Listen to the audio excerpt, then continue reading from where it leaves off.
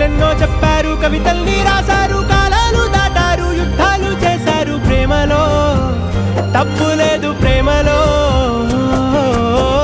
వేల వేల వెన్నెలంత నీదవాలి వెలుగునంత మోయమంటే నేను ఎంత రే.